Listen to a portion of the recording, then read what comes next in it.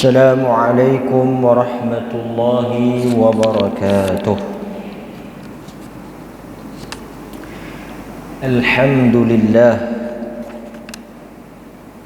لله رب العالمين وبه نستعين، والصلاة والسلام على أشرف الأنبياء والمرسلين وعلى آله وصحبه ajma'in, amma ba'd. Kita bersyukur kepada Allah kerana pada malam ini kita dapat sekali lagi sambung pengajian kita berhubung dengan fiqhus sirah ataupun pengajaran berhubung dengan sirah ataupun sejarah hidup Nabi sallallahu alaihi wasallam. Dan pada malam ini tuan-tuan, kita akan membincangkan satu lagi peristiwa yang berlaku di dalam sirah Rasulullah, iaitu peristiwa perkahwinan di antara Nabi sallallahu alaihi wasallam dengan Aisyah radhiyallahu anha. Aisyah ni kita tahu merupakan di antara isteri yang paling dicintai oleh Nabi kita Muhammad sallallahu alaihi wasallam. Jadi tajuk kita malam ni peristiwa perkahwinan di antara Nabi dengan Aisyah, atau orang Melayu sebut Siti Aisyah. Namanya Aisyah radhiyallahu anha. Atau Nabi juga kadang-kadang memanggilnya Aish, panggilan manja. Ini juga salah satu daripada watak Nabi bergaul dengan isteri. Nabi ini dia memanggil isteri dia dengan panggilan manja, Aish. Nama dia Aisyah, dia panggil Aish.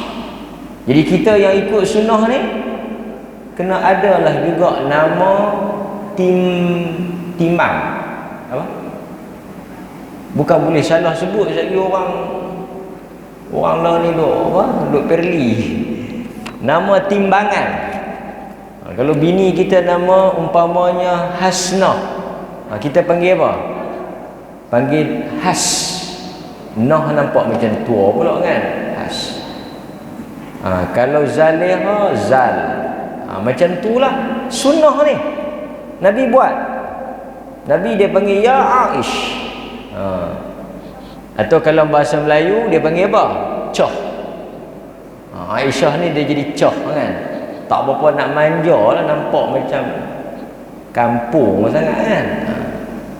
Selain daripada itu, Aisyah radhiyallahu anha juga dipanggil atau digelar oleh Nabi sebagai Humaira. Ada riwayat yang sahih, Humaira tu bukan nama dia. Humaira tu bukan nama dia, nama dia Aisyah. Cuma Nabi panggil gelaran dia Humaira. Bermaksud daripada perkataan Ahmar, seorang yang putih merah, lebih kurang macam itulah. Maksudnya Aisyah ni dia punya kulit dia putih. Humaira itu dia panggil gelaran lah. Kunyah dia Ummu Abdillah, Ummu Abdullah. Dia ada anak tak? Aisyah ni ada anak tak dengan Nabi? Tak ada. Dia tak ada anak dengan Nabi. Dia berkahwin dengan Nabi pada usia 6 tahun. Aisyah kahwin dengan Nabi masa tu umur dia 6 tahun. Dia menikah di mana? Nikah di mana tuan-tuan? Di Makkah. Aisyah cerita dia kahwin dengan Nabi masa tu umur dia 6 tahun. Tapi Nabi tak bersama lagi dengan dia. Faham tak?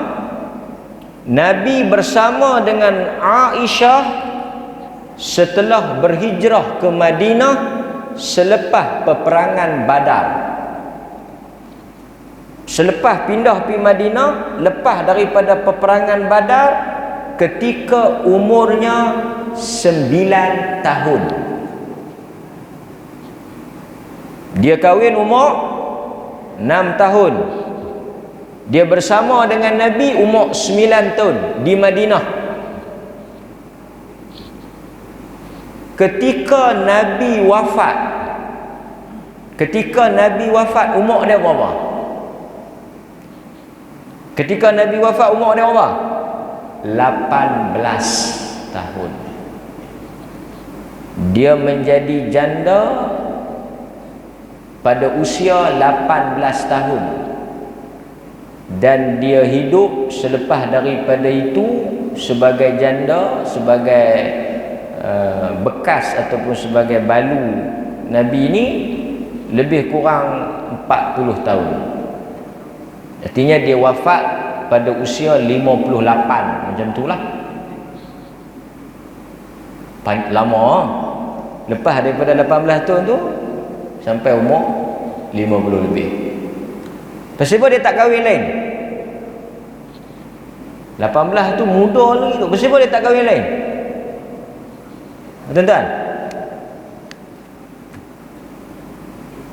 Ha? Kerana salah satu daripada hukum khas berhubung dengan ummahatul mukminin, apabila seseorang itu berkahwin dengan Rasulullah, sama ada dia diceraikan semasa hidup ataupun dia bercerai selepas Nabi wafat, dia tidak boleh berkahwin dengan orang lain, kerana hubungan di antara isteri Nabi dengan orang Islam seperti ibu dengan anak. Pasal itu dia tak boleh kahwin. Pasal itu kita panggil Aisyah ni dengan panggilan apa? Ummul Mukminin, ibu orang-orang beriman. Pasal itu dia tak boleh kahwin. Dia dengan kita tu macam ibu dengan anak. Ni siapa-siapa yang kahwin dengan Nabi, kalau dia jadi isteri Nabi, lepas tu dia tak boleh kahwin dengan orang lain. Tapi sebelum dia kahwin dengan Nabi, yang tu tak ada masalah lah. Dan memang kita baca kesemua isteri-isteri Nabi berasal daripada status janda. Janda. Siapa yang tak janda? Seorang je yang the only one virgin. Betul, virgin. Seorang je yang masih anak dara. Siapa dia? Aisyah. Dan Aisyah ni bila dia naik angin, dia guna modal ni. Dia naik angin ke? Dan memang dia terkenal dengan sikap naik angin ni. Satu hari Nabi di mana tak tahu, lambat main di rumah dia. Sampai-sampai dia tanya, "Kita pergi mana?" Kita bila baca rumah tangga Nabi ni, kita jangan duk bayang kata tenang, aman, damai, sepui bahasa macam angin timur ni. Dah. Jangan duk imagine macam tu. Rumah tangga Nabi ni kita jangan bayangkan tak ada pertengkaran. Nabi biasa berkelahi. Nabi biasa berkelahi sampai apa?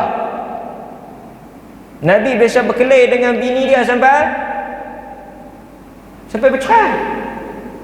Baca tak? PKP hari tu duk buat apa? Nabi biasa berkelahi sampai bercerai. Dengan siapa? Dengan Hafsah. Dengan Hafsah. Tapi Allah Ta'ala turun suruh rojok balik. Tapi bercerai. Nabi biasa bercerai. Tapi Allah Ta'ala turun perintah suruh rojok balik.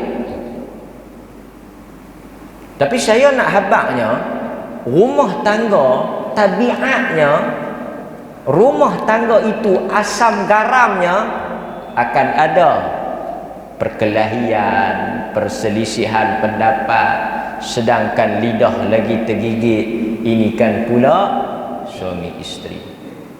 Jadi di kalangan isteri-isteri Nabi ini memang ada cemburu, akai jenuh, kadang-kadang buat lagu ni. Pernah berlaku, saya cerita lagi lah, sonok juga kita dengar cerita kan. Sebab ini pengajaran dia apa? Kalaulah rumah tangga Nabi itu tak ada konflik, tak ada masalah, macam mana kita nak jadikan rumah tangga Nabi itu sebagai contoh? Sebab rumah tangga itu akan ada pertikaian, akan ada perselisihan pendapat. Pasal yang kita kahwin tu siapa? Yang tuan-tuan menikah di rumah tu siapa dia? Ni yang jadi laki kita tu siapa dia? Tahulah nama dia tu. Siapa dia? Merang lah. Dah tak ketahuan, orang tanya sengak. Yang kita laki kita tu siapa dia? Orang. Bila kata nama kata manusia, yang kita kahwin tu, suami kita tu satu manusia, isteri kita juga manusia, tabiat kepada insan, tabiat kepada manusia itu sifatnya apa? Dia ada perasaan. Dia ada ketika dia marah, ada ketika dia angin, ada ketika dia sedih, ada ketika dia tak boleh sabar, ada ketika dia tension, kerana dia manusia. Dan tabiat kepada manusia itu akan buat silap. Sebab itu bila kita kahwin dengan satu orang isteri, ini bukan rancangan kalau dah jodoh, ini fikus sirah, tapi kita oleh kerana tajuk ni kita boleh cakap lah. Saya pun bukan nak cakap sangat, tapi dah tajuk ni kena cakap lah. Tajuk berkaitan kahwinan Nabi dengan Aisyah. Tapi saya nak cerita sikit. Nak dengar tak? Tuan-tuan dengar satu contoh boleh tuan-tuan boleh imagine lah. Di kalangan isteri Nabi ni, mereka madu lah. Madu ni maksudnya apa? Poligami lah. Nabi ni dia berpoligami.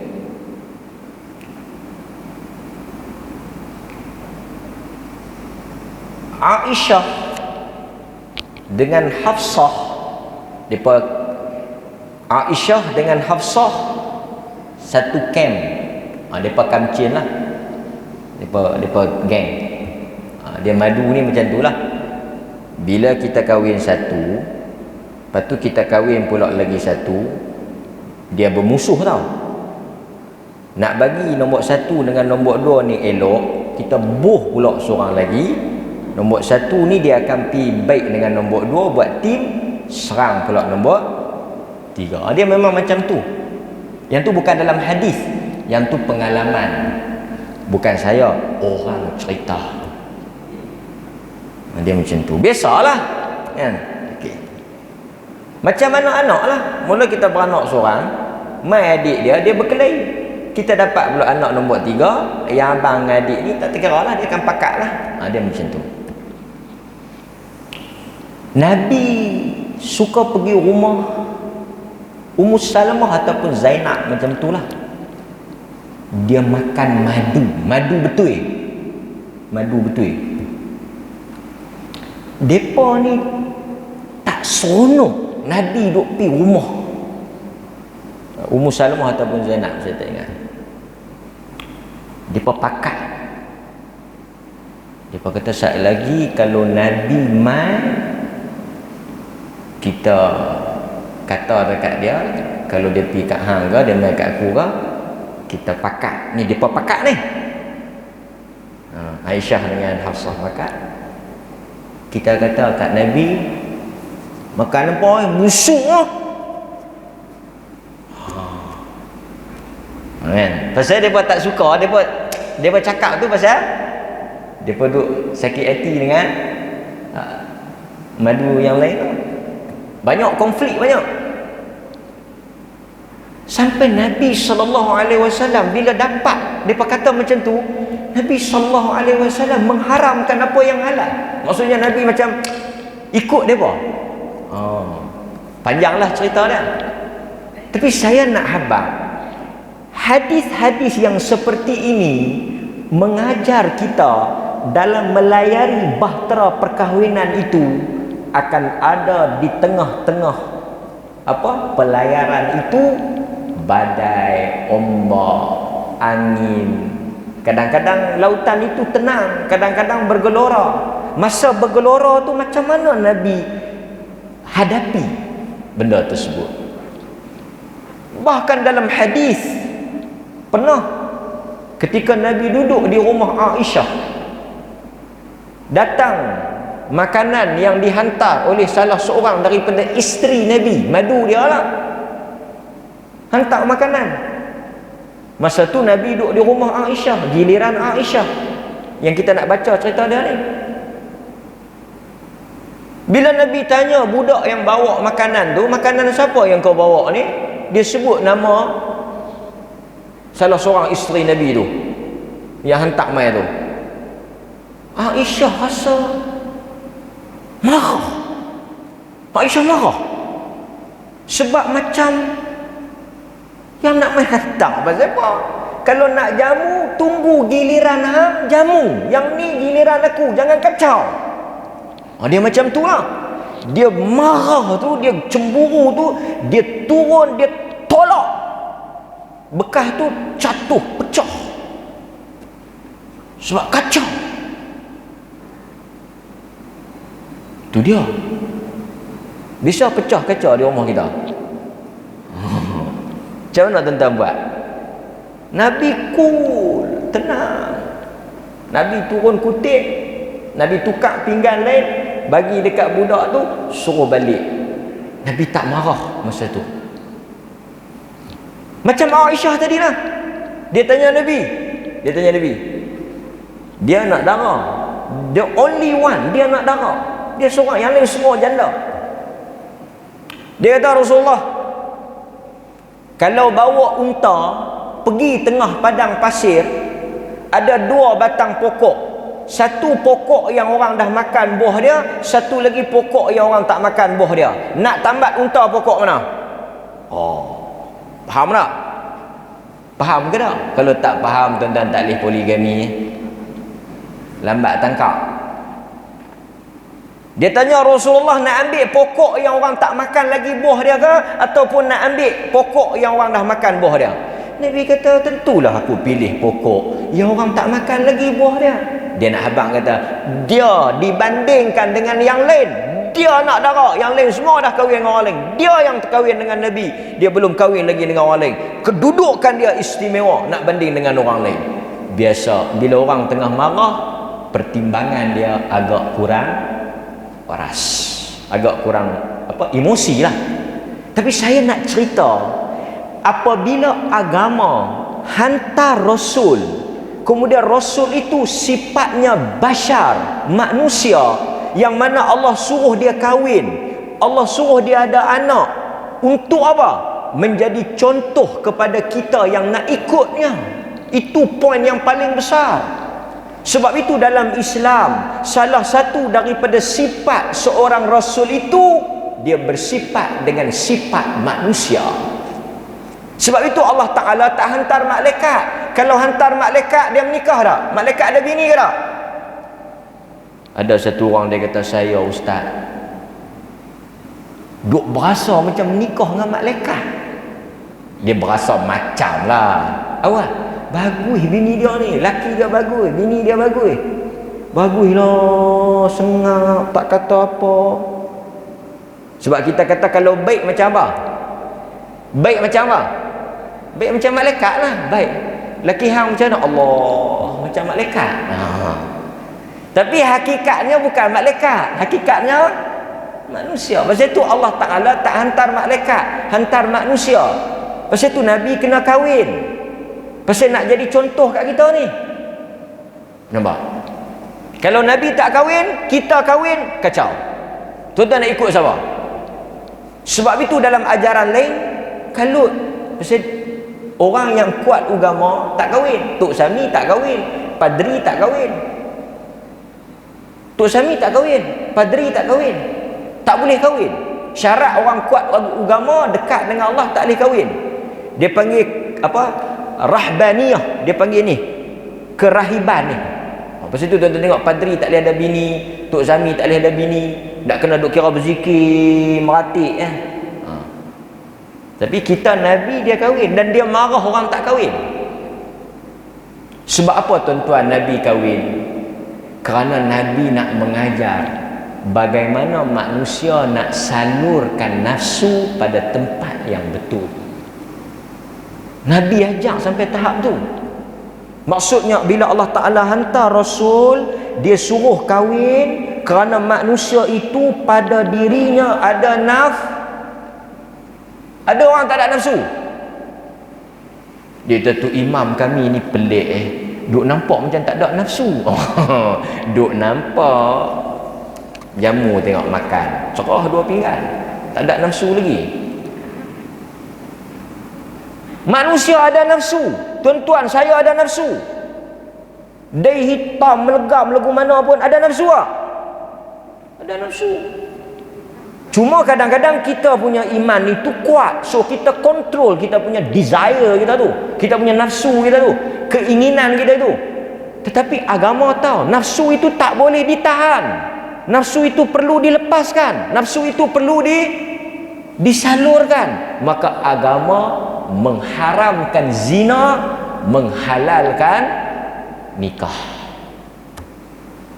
Agama benarkan nikah. Jadi cara untuk kita nak salurkan nafsu kita dengan berkahwin. Siapa yang ajar? Nabi SAW. So orang yang berkahwin, dia telah mengikut syariatullah, ketentuan Allah dari sudut hukum, dan dia juga telah follow ketentuan Allah dari sudut kehidupan.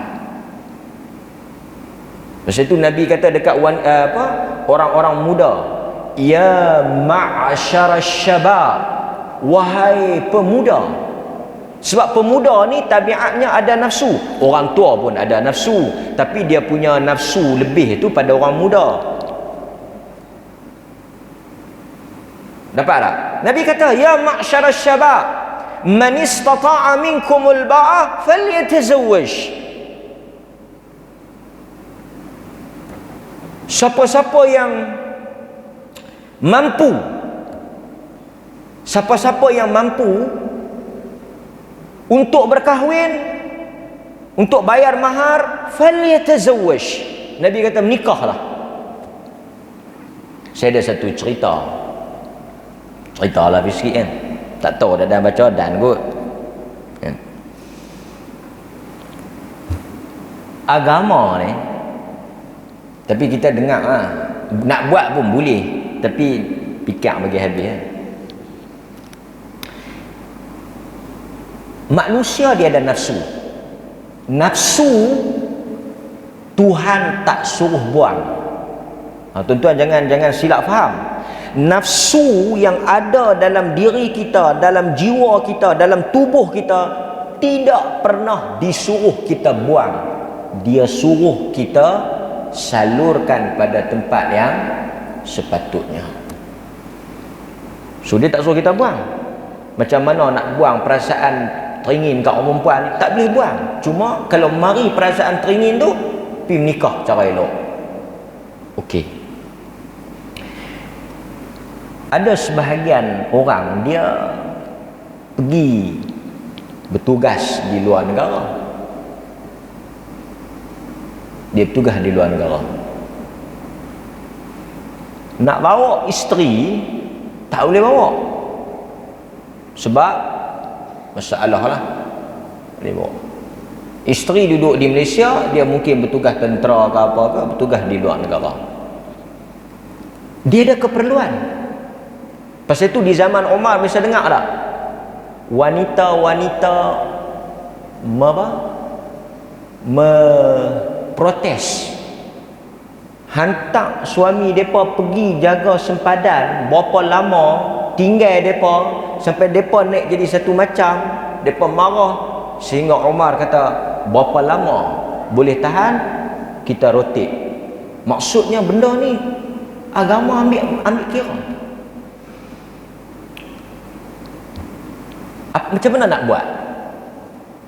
Satu orang pergi bertugas di luar negara, tak boleh bawa bini dia, tak boleh bawa pasangan dia. Ada satu bab di dalam fiqh, dalam munakahat, dalam nikah kahwin ni, dia panggil zawaj biniyatit talaq. Yang ni tuan-tuan kena dengar elok. Sekali duk pergi faham macam mut'ah lah. Zawaj biniyatit talaq, menikah dengan niat nak bercerai. Satu orang dia katalah dia pergi bertugas di Bosnia. Lama mana? 2 tahun. Boleh nak bawa bini? Tak boleh. Tempat bergolak, tempat perang, tak sesuai nak bawa bini. 2 tahun tuan-tuan. Nak puasa apa 2 tahun? Duduk di Bosnia pula. Bosnia segok-segok. Perang bukan hari-hari. Dia yang duduk berperang dengan diri dia. Dia kata puasa pun tak boleh jalan, ustaz. Nikah lah. Tapi saya tak mau nak bawa balik. Sekali duk bawa balik main Malaysia, rebar pula. Nak menikah beda duk nak duduk sini kan. Tak apa menikah beda nak duduk situ. Nanti hang nak balik hang cerai. Ada bab tu. Zawaj bin niyatit talaq. Dia kahwin dengan maksud dia nak cerai. Tapi dengan syarat dia tak boleh habang Kita ni kita kahwin 2 bulan bulan 6 dengan bulan 7, bulan 8 tak bercerai. Tak boleh Nikah macam biasa. Nikah macam biasa, tak payah duk habang apa. Ada nikah. Mula dia nak tinggal, boleh anak pula, mata merah, biru, telinga pula. Dia tak sian ustaz pesah bawa balik nampak? Saya nak habang apa? Depa duduk tak sengak depa duduk tak sedap. Elok Allah Taala tak boleh hentah negeri ni bagus biar tak boleh hentah negeri terus sampai bila-bila pun tak apa. Saya nak habangnya, tuan-tuan kena apa? Kena faham realiti sekarang ni. Saya sebut ni pasal realiti sekarang ni. Manusia dah berada pada satu ketidakseimbangan. Orang tua barangkali kadang-kadang dia nak kahwin, dia nak cari yang muda, tapi persepsi masyarakat kadang-kadang nampak macam benda tu tak elok.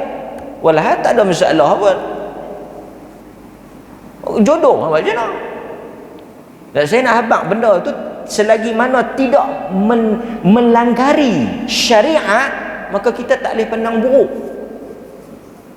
Macam kita dengar Nabi kahwin umur 6 tahun bersama umur 9 tahun, kita kena faham situasi dia. Kita tak boleh apa Nabi, kita tak boleh baca kita kena baca situasi ketika itu, zaman itu. Maka sebab itu hadirin mukminin, apabila anak-anak kita yang dah sampai pada satu tahap, pada satu usia, dia menyatakan hasrat dia nak kahwin, dia sedang menunaikan titah perintah Tuhan. Kita kena bagi sokongan lah. Kita kena bantu dia.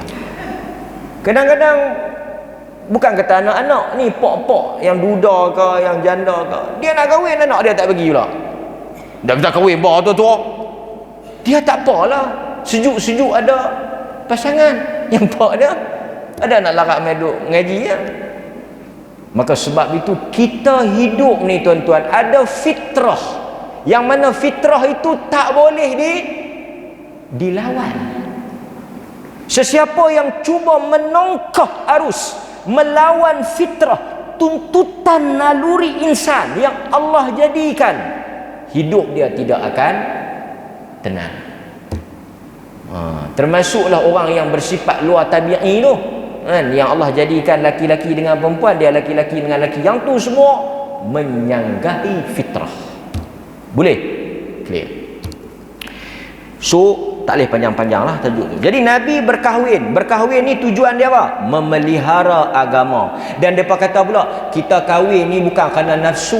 Astagfirullah. Macam mana kita kahwin bukan kerana nafsu? Memang kahwin kerana nafsu. Pasal tu kita pergi tengok. Pasal tu Nabi suruh pergi tengok, sehingga naik perasaan suka, seronok. Kahwin memang kerana nafsu. Dia dah, saya kahwin kerana Allah Ta'ala. Tak apa, nak cari hitam lega mau. Dah janganlah. Dah kira apa hitam ke putih, kerana Allah. Dia cari hak berjenis sikit. Pasal apa berjenis tu? Pasal berjenis tu kerana nafsu. Berdosa atau salahkah kalau kita kahwin kerana nafsu? Betul lah. Sebab bila kita berkahwin, kita akan melepaskan nafsu kita, melepaskan keinginan kita pada jalan yang dihalalkan. Salah tang mana? Betul tak tuan-tuan? Faham ke tak? Dia kata semangat ni, ingat nikah pula. Terpulang lah. Saya baca je. Tuan-tuan buat tulisan. Okey, balik pada tajuk kita. Jadi Nabi berkahwin ni selepas Nabi kahwin dengan Aisyah ni, lepas daripada Khadijah meninggal. Mereka buat keluar model tu. Mereka kata tak apa, nak nikah pun tunggu aku mati tu, ikut Nabi. Tak lah, yang ni perkara yang tidak disuruh kita ikut. Bukanlah syarat kita nak kahwin tu mesti yang mati. Ini kebetulan. Jadi bila Khadijah meninggal, Nabi berkahwin. Di sini kita kena ingat dua nama. Selepas Khadijah meninggal, Nabi berkahwin dengan dua wanita, Saudah dengan Aisyah. Saudah,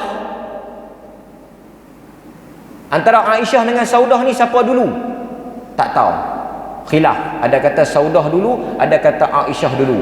Ada kata menikah dengan Aisyah dulu, tapi bersama dengan Saudah dulu. Dia ikut tu. Faham tak? Nikah tu Aisyah dulu, lepas tu baru menikah dengan Saudah. Tapi Aisyah ni tak bersama lagi. Saudah dulu bersama, Aisyah lepas di Madinah tu. Faham tak? Yang ni tak apalah, yang ni tuan-tuan boleh baca kemudian. Tapi saya nak beritahu, selepas Khadijah wafat, Nabi berkahwin dengan Saudah dan Aisyah. Pasal apa Nabi kahwin lain? Sebab pertama, untuk menghilangkan kesedihan. Dan memang kita tak boleh bersedih. Kita tak teringat kakak arwah. Duk buat ayat tu pula dah. Bukan tak teringat. Yang dah pergi, pergilah. Kita yang nak hidup ni. Bukan Nabi tak teringat. Nabi teringat ada kat Khadijah. Teringat ke tak? Teringatlah sampai Aisyah pun naik angin. Sikit-sikit Khadijah, sikit-sikit Khadijah. Lah kali Aisyah kata apa? Allah telah ganti lebih baik daripada rentua tu. Angin.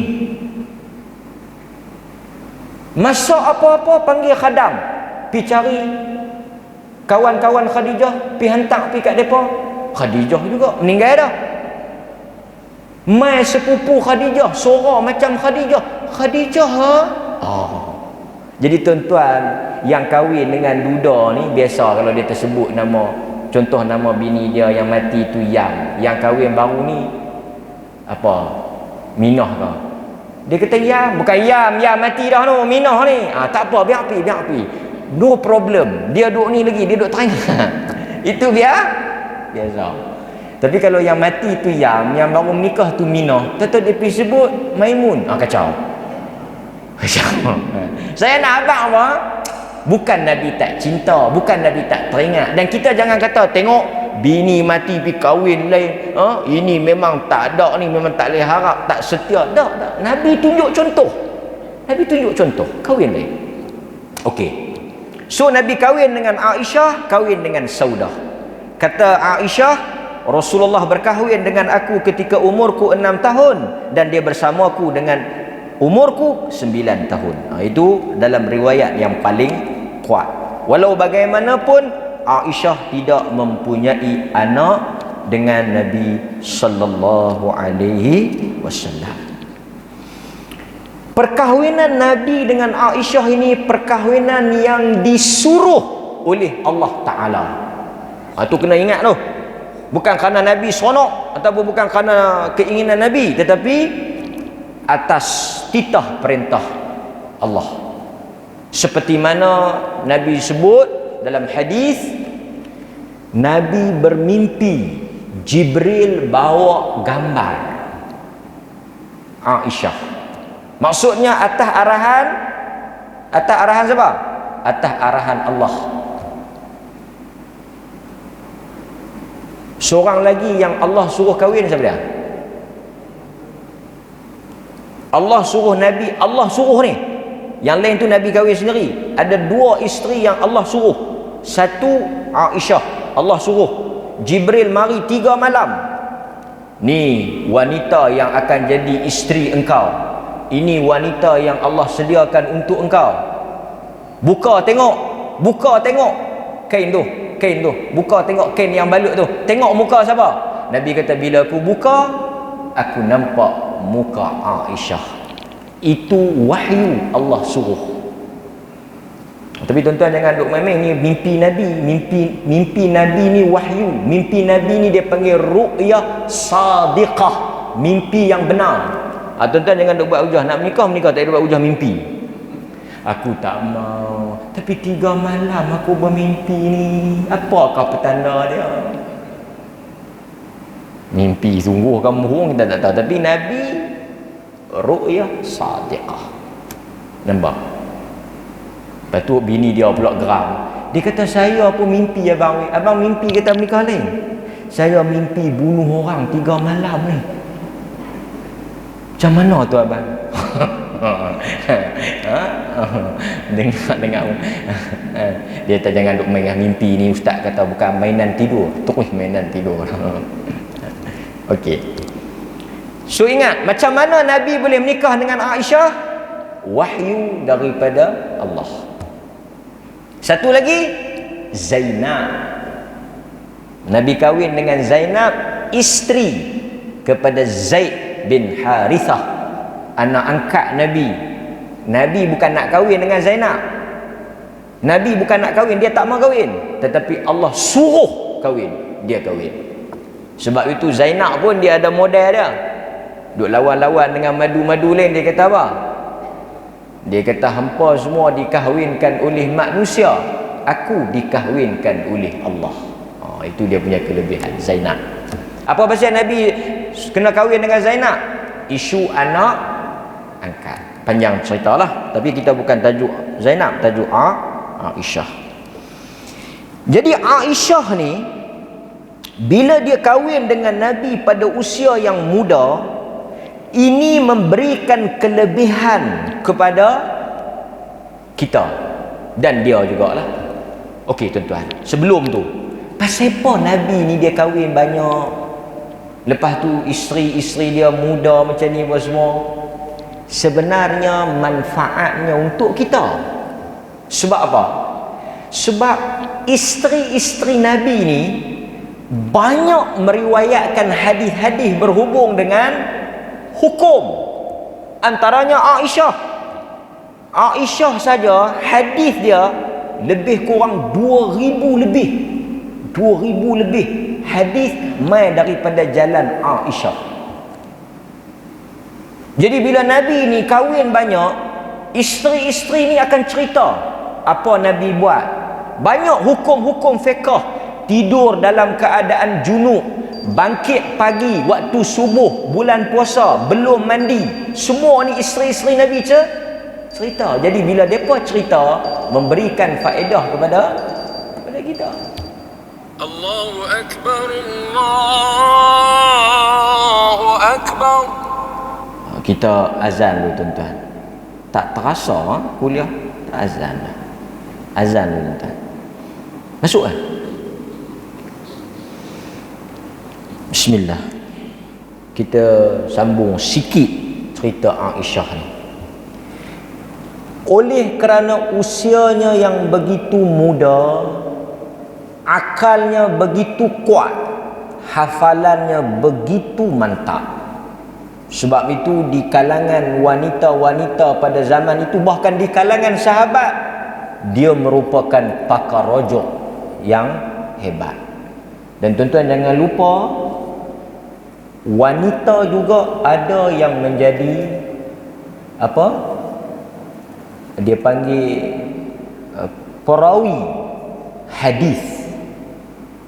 Maksud dari sudut ilmu ni dia tak ada beza antara jantina. Abu Musa al-Ash'ari, Abu Musa siapa dia? Abu Musa, sahabat besar. Abu Musa kata apa? Jika para sahabah berselisih pendapat dan tidak mengetahui hadis, mereka akan berjumpa dengan Aisyah dan Aisyah akan memberikan keputusan. Hadislah dia akan baca. Sahabat rojok pada Aisyah kerana dekatnya dia dengan Nabi. Bukan setakat dekat, kadang-kadang tuan-tuan, ni satu bab juga. Ilmu ni dia bukan macam iman, dia bukan keturun. Tak semestinya bapa tu alim beranak mat, ilmu tu masuk pergi dalam pusat anak dah. Kan? Duk dekat tu betul lah, rapat tu betul, tapi kadang-kadang tak boleh apa pun pasal tak ambil manfaat. Aisyah ni bukan setakat dia duduk, dia sekali dengan Nabi, dia bersama dengan Nabi, dia duduk di rumah Nabi, tapi dia memang minat pada ilmu, dan banyak benda-benda dia tanya pada Nabi menjadi hukum pada kita. Okey, jadi Aisyah ni memang dari sudut keilmuan dia tak ada siapa petikai. Tak ada siapa petikai. Bahkan banyak juga dia membantah pendapat-pendapat sahabat. Banyak juga dia, sahabat-sahabat Nabi bagi pandangan, dia bantah, dia bagi hujah, kerana dia lebih tahu berhubung dengan keadaan-keadaan tertentu lah. Okey. Menariknya juga berkaitan dengan Aisyah ni, Ummul Mukminin radhiyallahu anha wa an abiha, dia punya keturunan tak ada siapa petikai. Dia lahir daripada ibu dengan ayah yang beriman. Abu Bakar As-Siddiq, bapa dia. Tuan-tuan jangan main-main.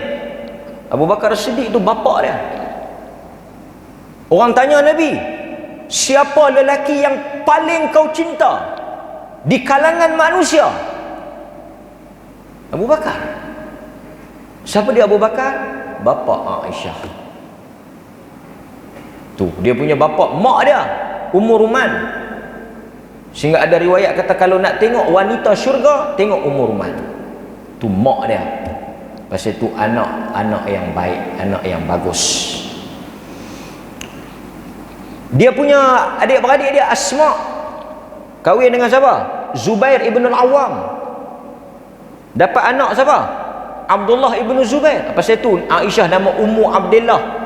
Abdullah bin Zubair itulah anak menakannya. Asma kahwin dengan siapa? Zubair. Zubair siapa dia? Zubair ibn al-Awwam, salah seorang yang masuk syurga. Dapat anak nama Abdullah ibn Zubair. Siapa bunuh Abdullah ibn Zubair? Abdullah ibn Zubair ni anak menakan Aisyah. Pak dia ahli syurga, dia mati dibunuh oleh Hajjaj. Ini cerita panjang. Aisyah yang kata Ummu Abdullah tu Abdullah ibn Zubair ni lah. Abdullah ibn Zubair. Okey. Aisyah ni dia punya sakan dia, Quran turun hukum, dia banyak. Yang kata sakan Aisyah ni satu. Tuan-tuan mengaji tak tayamum? Tayamum, tepuk dabu, sapu tangan dengan muka, kan tayamum? Tahu tak? Tayamum turun kerana Aisyah. Tayamum tu, hukum tayamum yang kita duk mengaji dalam bab fiqh tu, pengganti kepada wuduk tu, dia turun kerana Aisyah. Tu hebat Aisyah. Tayamum, lepas ni tuan-tuan mengaji tayamum, kena ingat jasa Aisyah. Tu sakano. Cerita apa? Bila rantai dia hilang, Nabi suruh sahabat pergi cari. Depa pergi cari rantai tu tak jumpa. Masuk waktu semayang, masa tu tak turun lagi tayamum. Tak turun lagi tayamum. Depa semayang tak ambil air semayang, air tak ada. Nak tayamum tak ada lagi hukum. Pasal apa? Kes apa tu? Kes pergi cari rantai Aisyah. Balik mai dekat Nabi, dia berkata tadi masuk waktu air tak ada, kami pun semayang terus. Turun terus cerita tayamum. Kalau tak ada air, tayamum. Usaid kata, sahabat Nabi kata, dia kata dekat Aisyah, jazakillah khair, moga Allah membalas kebaikan engkau. Quran turun untuk rahmat manusia disebabkan benda yang berlaku pada engkau. Allah sayang kat engkau. Pasal kes engkau turun tayamum. Tayamum tu apa? Ruksah, kelonggaran bagi kita. Terima kasih Kak Aisyah. Kalau rantai dia tak hilang, tak turun cerita tayamum. Nampak? Tu satu. Aisyah juga wanita, isteri yang satu-satunya Allah bela, Allah defend. Cerita hadisul ifk. Bila orang tuduh dia berfitnah dengan Safwan, kan cerita panjang lah, orang tuduh dia fitnah. Siapa dia yang pertahan, siapa yang defend? Nabi tak tahu, pasal Nabi bukan Tuhan. Nabi tak tahu benda gaib. Nabi kata dekat Aisyah, kalau engkau buat, engkau minta ampun. Kalau engkau tak buat, Allah akan bersihkan engkau. Turun ayat Quran, bersihkan Aisyah. Allah yang jawab. Kita baca sampai hari ni. Tu dia, Quran turun pasal Aisyah. Sebab Aisyah, Quran turun. Dan Aisyah satu-satunya isteri yang dia bersama dengan Nabi dalam satu selimut, Quran turun. Yang tak ada pada isteri lain. Orang semua tahu Nabi sayang Aisyah. Orang semua tahu. Pasal itu tuan-tuan, sayang ni benda yang manusia tak boleh adil. Pasal itu kita jangan silap faham. Quran kata fa in khiftum alla ta'dilu. Kalau kamu takut nak berlaku adil, fawahidah, seorang cukup. Adil di situ bukan adil dari sudut kasih sayang. Maksudnya kalau tuan-tuan ada bini 3, bukanlah tuan-tuan dia tahu ustaz saya berdosa masuk neraka habis. Pasal apa? Pasal saya sayang hak muda lebih pada tua. Tak berdosa. Sayang ni satu benda yang tak boleh adil, mustahil. Tak payah duk bohong lah. Dia dah semua saya sayang sama ya. Kalau dua-dua jatuh dalam sungai, siapa nak terjun pergi selamat? Seorang je, dua-dua tu jatuh dalam sungai, hang nak terjun pergi selamat siapa? Dua-dua, tak boleh dua-dua pasal salah seorang je. Kalau dua-dua dengan hang tenggelam. Agak-agak tuan-tuan dia nak selamat siapa? Dia kata yang tua ni jepam yang muda ni saya angkat dulu.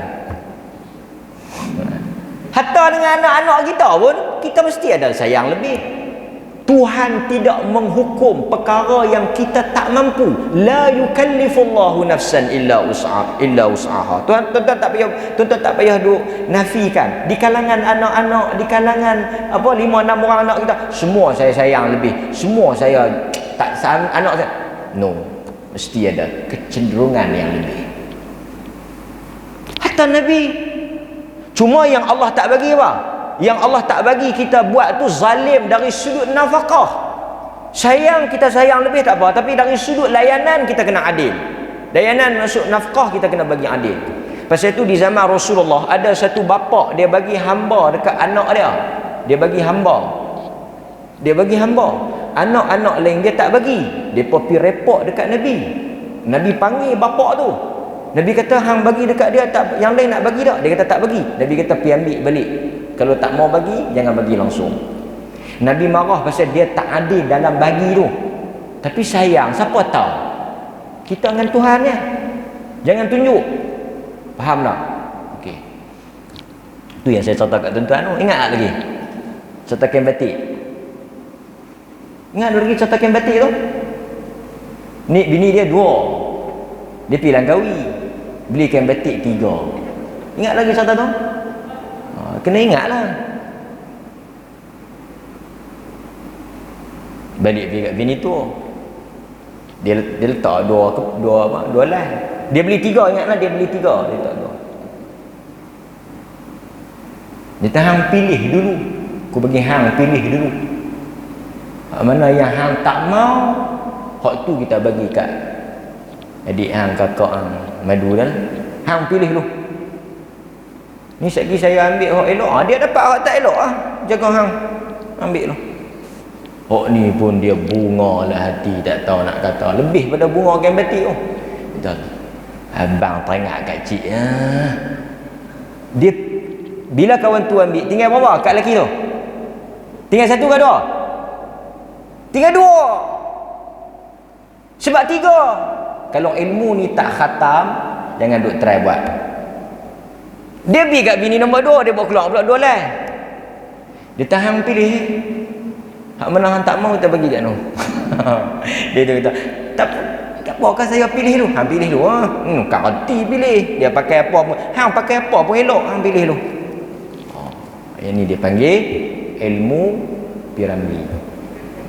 Dapat? Yang lain dia tak kira lah. Aisyah tadi kita cerita hadis apa semua dia tak ingat lah. Dia akan ingat kain batik ni. Tak percaya? Dengar. So Aisyah ni, setiap kali Nabi pergi di rumah dia, orang akan pergi hantar hadiah dekat Nabi. Menyebabkan isteri-isteri lain rasa tak puas hati. Mereka suruh Ummu Salamah yang agak rapat dengan Nabi ni pergi cakap dekat Nabi, suruh orang lain pun bagi juga hadiah. Pergi rumah Aisyah, orang pergi bagi hadiah. Mai rumah kami, orang tak bagi hadiah. Kalau Nabi mai rumah kami pun suruh mereka buat mai hadiah. Ummu Salamah ni dia duk pi desak Nabi dah. Yang ni tuan-tuan kena belajar. Suami ni dia tak suka didesak. Ummu Salamah kata, "Abang dia suruh bagi hadiah. Abang dia suruh bagi hadiah." Macam mana dia bagi kat Aisyah tu, bagi kat kami juga. Nabi dia mungkin marah apa? Nabi sebut dekat Ummu Salamah, jangan kacau Aisyah. Jangan sebut tentang Aisyah.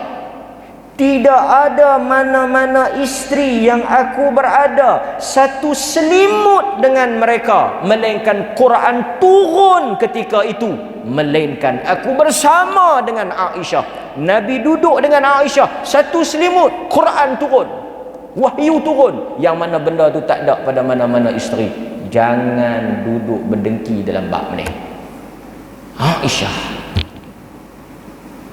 itu hebat. Aisyah, kesimpulan dia, Nabi layan sama. Bukti dia apa? Saya bagi 2 bukti. 1, bila Nabi dia sayang dekat Aisyah lebih, tapi bila mari kepada servis layanan, fair.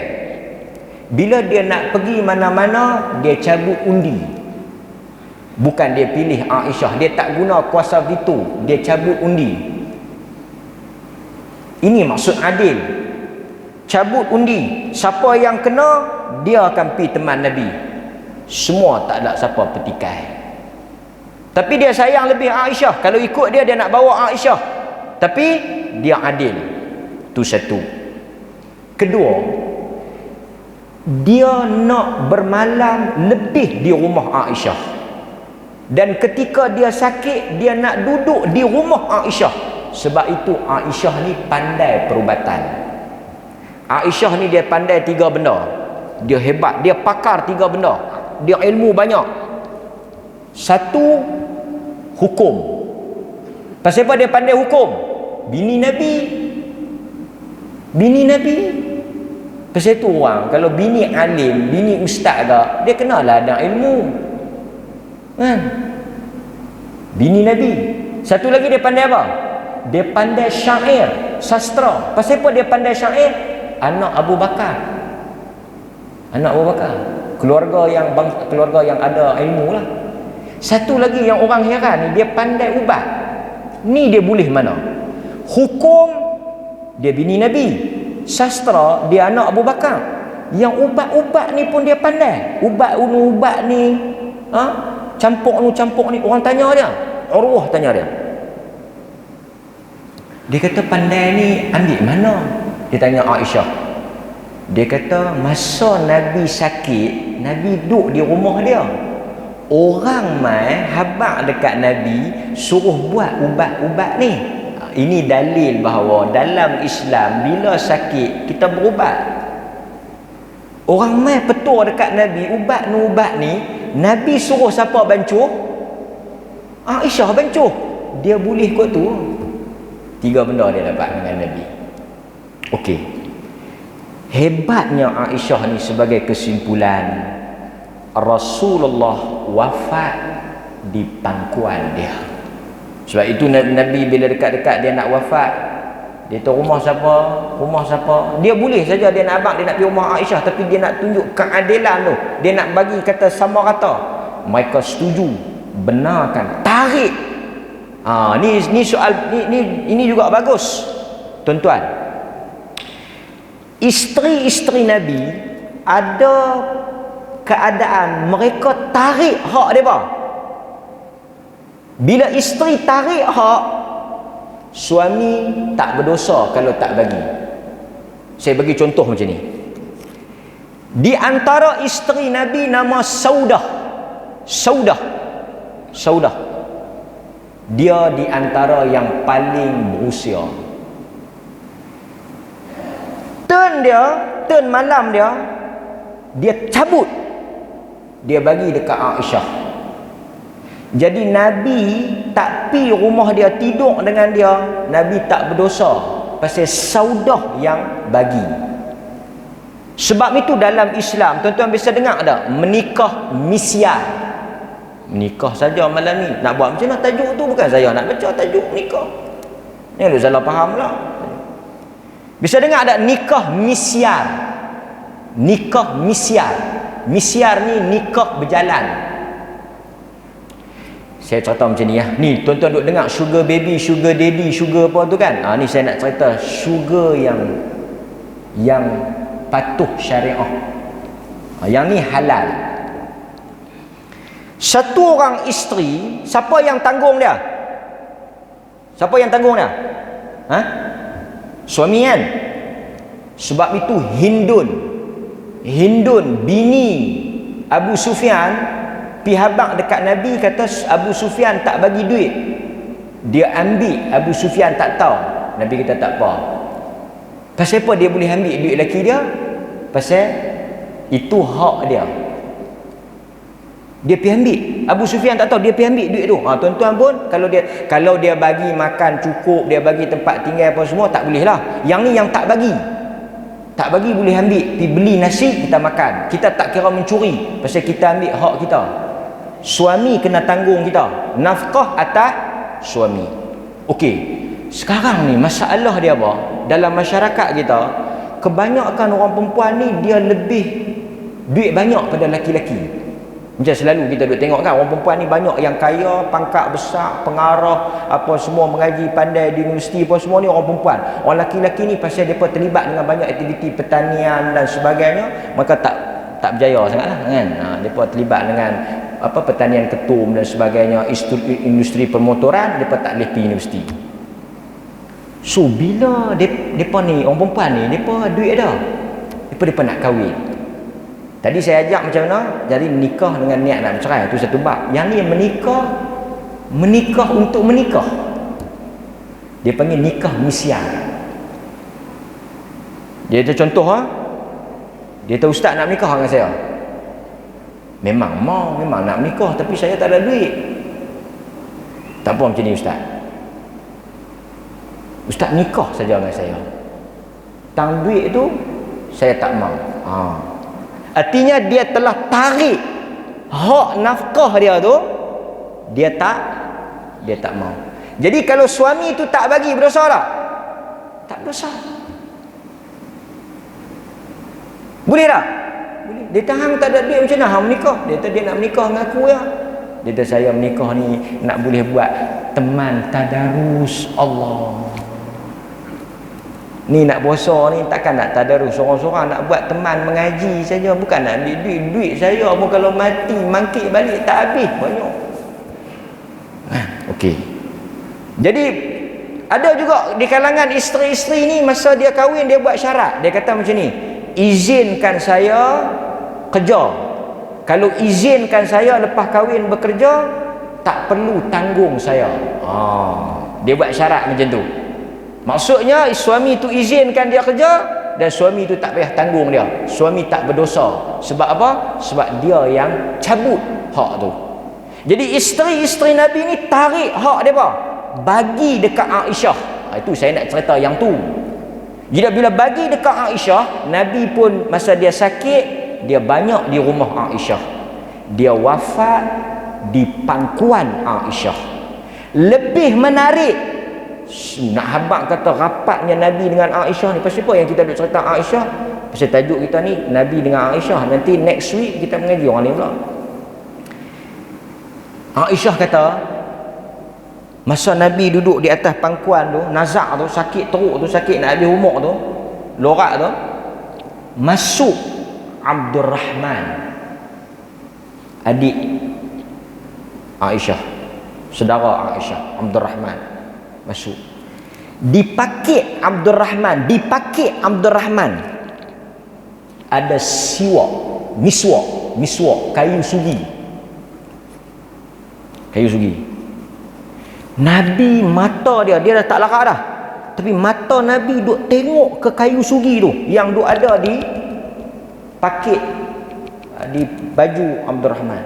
Aisyah tanya, bila tengok suami dia, tanya, nak bersugi ke? Okey, nak.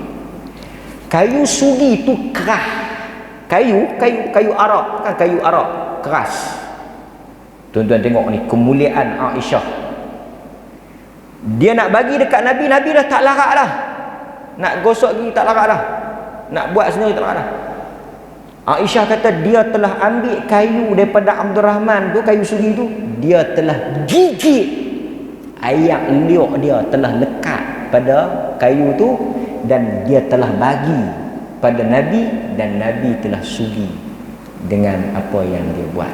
Bercantum ayak liuk dia detik terakhir sebelum Nabi wafat. Itu sahaja menunjukkan mulianya Aisyah. Dan akhirnya Nabi SAW kata Aisyah, dia tunjuk tangan di atas, fi rafiqil a'la, dia menghembuskan nafas.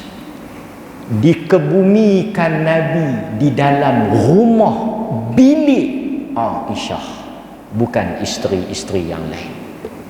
Jadi itu peristiwa sejarah yang kita belajar pada hari ini tentang insan yang sangat kita cintai, Nabi SAW, dengan isteri yang sangat dia cintai, dan kita mencintai Aisyah seperti mana Nabi mencintai Aisyah, dan kita tidak akan sebut benda-benda yang tak elok tentang Aisyah seperti mana yang dituduh oleh Syiah,